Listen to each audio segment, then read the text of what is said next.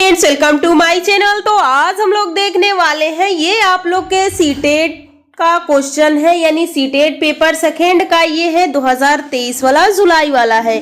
तो यहाँ पे हम लोग देखेंगे ये सेकेंड पेपर में का जो आप लोग का सीडीपी वाला पोर्शन होता है उसको हम लोग देखने वाले हैं। तो इसमें हम लोग कुछ क्वेश्चन कर चुके थे, तो आज जो क्वेश्चन बचा हुआ है उन क्वेश्चन को हम लोग कंप्लीट करेंगे। तो चलिए अपनी वीडियो को हम लोग स्टार्ट करते हैं। इसमें 10 क्वेश्चन हम लोग का कंप्लीट हो चुका था। आज हम लोग यहाँ पे देखने वाले हैं 11 क्वेश्चन से। और देखिए आप लोग को इंग्लिश हिंदी दोनों दिख रहा है, तो अगर दोनों मीडियम के बच्चे स्टूडेंट हैं तो आप दोनों लोग पढ़िए और आंसर देने की कोशिश जरूर कीजिए। तो चलिए पहला क्वेश्चन देखिए, इसमें क्या कहा गया है कि यहाँ पे what is the difference between mastery goal and performance goals. यानी इसमें आपसे पूछा गया है कि महारत, निपुणता, लक्ष्य और प्रदर्शन लक्ष्य में क्या अंतर है। तो इसमें आप लोग को डिफरेंशिएशन बताना है, इसमें अंतर क्या है। तो पहले ऑप्शन पढ़िए।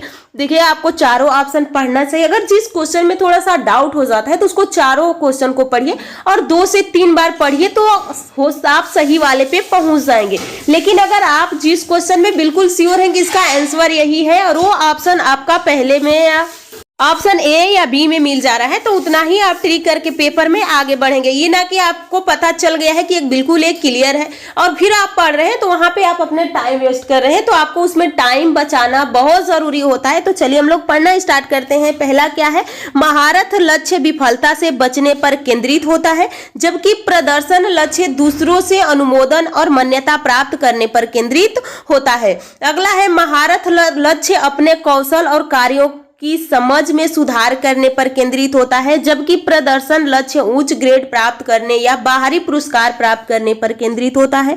महारत लक्ष्य यहाँ पे अनुमोदन प्राप्त करने पर केंद्रित होता है, जबकि प्रदर्शन लक्ष्य विफलता से बचने पर केंद्रित होता है।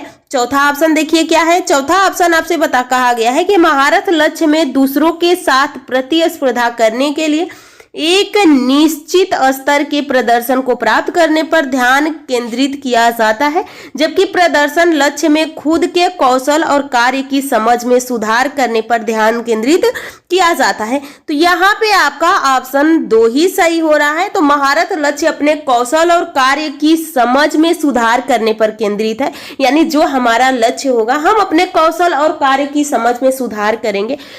उसके बाद जबकि प्रदर्शन लक्ष्य क्या होता है, अगर हमें कोई चीज प्रदर्शन हो तो उसके लिए क्या आवश्यकता है, उच्च ग्रेड प्राप्त करने, वो बाहरी पुरस्कार प्राप्त करने में केंद्रित होता है। तो यहाँ पे आपका सही हो जाएगा ऑप्शन 2। अगला क्वेश्चन देखिए। अगला क्वेश्चन क्या है, भाई बहन के रिश्ते रिश्तों। तो अब इसमें क्या देखेंगे, सिबलिंग यानी रिलेशनशिप क्या होता है। तो माता पिता और साथियों के साथ संबंध से भिन्न होता है और बाल्यावस्था में सामाजिकरण में महत्वपूर्ण भूमिका निभाता है। बच्चे का प्राथमिक सामाजिकरण कहाँ से स्टार्ट हो जाता है, उसके घर से हो जाता है। अगर पूछ लिया जाए कि बच्चे की पहली टीचर कौन होती है, तो बच्चे की माँ होती है। यहाँ पे कहा गया है कि माता पिता और साथियों के साथ संबंधों का समान है और बाल्य अवस्था में सामाजिकरण में महत्वपूर्ण भूमिका निभाता है। केवल प्रारंभिक बाल्य अवस्था में ही, यहाँ पे केवल ही आप लोग को निगेटिव टैग मिल गए, तो ऐसे ही गलत हो गया। यहाँ पे सामाजिकरण में अधिक भूमिका नहीं होती है, बिल्कुल गलत बात है कि सामाजिकरण में भाई बहन और रिश्ते का मान्य नहीं होता है। तो सही ऑप्शन यहाँ पे आप देख सकते हैं कि माता पिता और साथियों के साथ संबंध में भिन्न होते हैं और बाल्य अवस्था में सामाजिकरण की में महत्वपूर्ण भूमिका निभाते हैं। तो सही ऑप्शन आपका ये हो जाएगा। अगला देखिए, अगला क्या पूछा गया है। अगला क्वेश्चन है, यहाँ पे निम्नलिखित कथनों को पढ़िए तथा सही विकल्प का चयन कीजिए। यहाँ पे पूछा, read the following statement and choice the correct option आपको यहाँ पे चुनना है। यहाँ पे आपको दिया है यानी अभी कथन है और उसके बाद उसका कारण रीजन बताया गया है। तो आप इसको पढ़िए, निम्नलिखित कथनों को पढ़िए और तथा सही विकल्प का चयन कीजिए। बच्चों के बीच विकासात्मक दरों में काफी भिन्नता मौजूद होती है। विकासात्मक अंतर आनुवंशिक और अनुभवात्मक विविधताओं की जटिल अंतःक्रिया का एक अनिवार्य परिणाम है। तो यहाँ पे आपसे कहा गया है, तो यहाँ पे आपका ये भी सही है आप लोग का और ये भी सही है। लेकिन इसमें आप देखो कल बताई थी, इसी के क्वेश्चन हम लोग सॉल्व कर रहे थे कि जो कथन और कारण वाले क्वेश्चन होते हैं उसको आपको कैसे सॉल्व करना है। क्योंकि यहाँ पे आपको ऑप्शन देगा ए और बी सही है या और सही नहीं है, कौन कौन किसकी व्याख्या कर रहा है।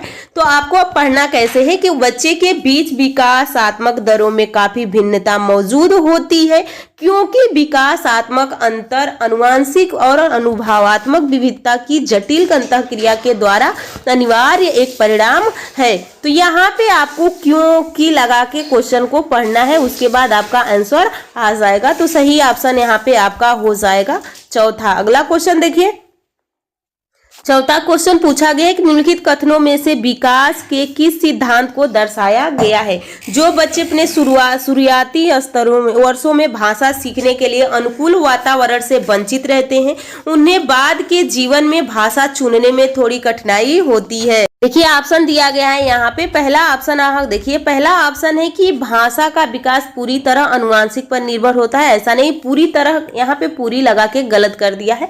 ये वातावरण और अनुवांशिक दोनों पे आधारित होता है। भाषा और अनुभूति जटिल रूप से परस्पर संबंधित है। विकास अव्यवस्थित और अप्रत्याशित होता है। भाषा के विकास एक संवेदनशील होता है।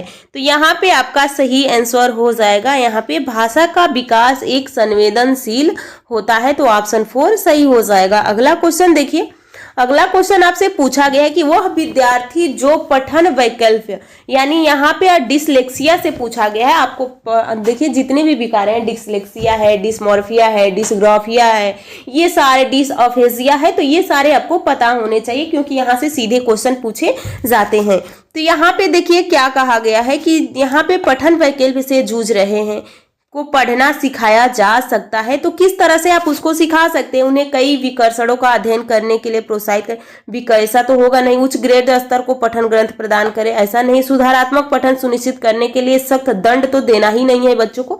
तो प्रणालीगत ध्वन्यात्मक प्रशिक्षण का माध्यम करें। तो सही ऑप्शन आपका 4 हो जाएगा। अगला क्वेश्चन देखिए, अगला क्वेश्चन क्या है? बोध आधारित शिक्षण का अंतर्निहित सिद्धांत यह विश्वास है कि, यहाँ पे ऑप्शन पढ़िए। ऑप्शन दिया गया शिक्षार्थियों की क्षमता और आवश्यकताएं विविधता है जिन्हें मानक निर्देशों पर ध्यान केंद्रित किए बिना पूरा नहीं किया जा सकता। शिक्षार्थी निष्क्रिय प्राप्तकर्ता और शिक्षक पास सही ज्ञान होता है। बिल्कुल गलत है। छात्र निष्क्रिय नहीं होता है, सक्रिय होता है। ऐसा करने के लिए एक सुविधाजनक वातावरण प्रदान किए जाने पर शिक्षार्थी ज्ञान का निर्माण कर सकता है। उसके बाद शिक्षार्थी कम जानता है और शिक्षण में विद्यार्थी के लिए तथ्यों का प्रसरण शामिल है। तो यहाँ पे आपका सही आंसर हो जाएगा, यहाँ पे आपका ऑप्शन हो जाएगा 3। अगला क्वेश्चन देखिए, अगला क्वेश्चन क्या है? जटिल समस्याओं से जूझ रहे अमन के समस्या समाधान कौशल विकसित करने के लिए एक शिक्षक किस प्रकार मदद कर सकता है?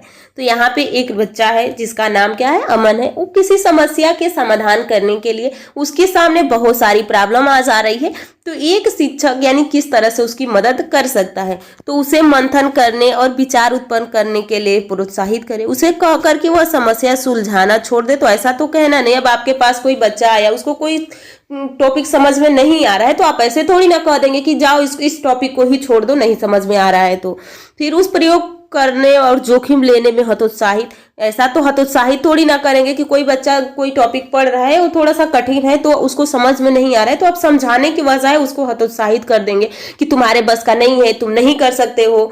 तो ये नहीं करना है। उसे उत्तर प्रदान करके, तो यहाँ पे उसको उत्तर थोड़ी ना लिख देगा। अगर कोई क्वेश्चन उसको सॉल्व करना है तो आप लास्ट में क्वेश्चन थोड़ी ना लिख देंगे। अरे उसको बताएंगे कि हाँ क्यों सही है, क्यों गलत है, कौन सा आंसर होगा, कौन सा आंसर क्यों नहीं हो रहा है।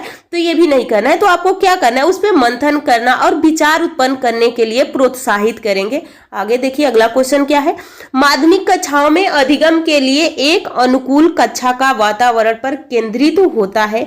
सजा और शर्मांदगी का डर, सहकारी अधिगम, प्रतिस्पर्धा, लोकाचार, अनुबंधन और पुनर्बलन। तो यहाँ पे सही क्या हो जाएगा? यहाँ पे आपका सही ऑप्शन हो जाएगा सहकारी अधिगम। अगला क्वेश्चन देखिए, अगला क्वेश्चन क्या है? लेव वाइगोस्की का मानना था कि विकास यानी लेव वाइगोस्की बिलीव दैट डेवलपमेंट क्या है? तो प्रकृति में असंतत है, अनुवांशिक प्रोग्रामिंग का खुलासा है, सीधे परिपक्वता के परिणाम से होता है और सीधे सामाजिक संपर्क के परिणाम से होता है। तो यहाँ पे आपका सही आंसर हो जाएगा, यहाँ पे ये आपका 4 हो जाएगा। अगला क्वेश्चन आप लोग को जीन पियाजे से है। तो देखिए, अगर आप सीटेट पेपर क्वालिफाइड करना चाह रहे हैं तो आप लोग को सीडीपी को बहुत स्ट्रांग करना होगा। बाकी सब्जेक्ट को भी पढ़ना है, लेकिन सीडीपी पे थोड़ा सा मेहनत कर देंगे तो इसमें अच्छे नंबर आ जाते हैं। तो इसमें आप लोग जीन पियाजे हो गए, वाइगोस्की हो गए, उसके बाद यहाँ पे आप लोग पढ़ सकते हैं कैरोलस लिनियस हो गए। जितने भी वैज्ञानिकों की थ्योरी दी गई है उस थ्योरी को बहुत अच्छे से पढ़िए और उन थ्योरी से क्वेश्चन को सॉल्व कीजिए। आप थ्योरी 1 से 2 बार पढ़िए, उसके बाद क्वेश्चन सॉल्व करते रहेंगे, प्रैक्टिस करते रहेंगे तो ऑटोमेटिक वो थ्योरी आपकी स्ट्रांग हो जाएगी। तो देखिए इसमें से क्या पूछा गया, इसमें क्या, पियाजे के अनुसार गुणात्मक रूप से 4 विभिन्न अवस्थाएं हैं। तो दुनिया की विभिन्न सांस्कृतिक में व्यापक रूप है। अगला है व्यापक रूप से भिन्न होती है। उदाहरण देकर समझाती है कि बच्चों का मन लघु वयस्क मन होता है, बच्चों में जेनेटिक कोड पर निर्भर होती है, बच्चों के विकास के सार्वभौमिक पैटर्नों का प्रतिनिधित्व करता है। तो यहाँ पे आपका सही आंसर हो जाएगा। आप यहाँ पे देख सकते हैं कि सही आंसर आपका होगा कि बच्चों के विकास के सार्वभौमिक पैटर्नों का प्रतिनिधित्व करती है। अगला क्वेश्चन देखिए, अगला क्वेश्चन क्या है। चलिए आज का क्वेश्चन हम लोग यहीं पे क्लास समाप्त करते हैं। नेक्स्ट में हम लोग के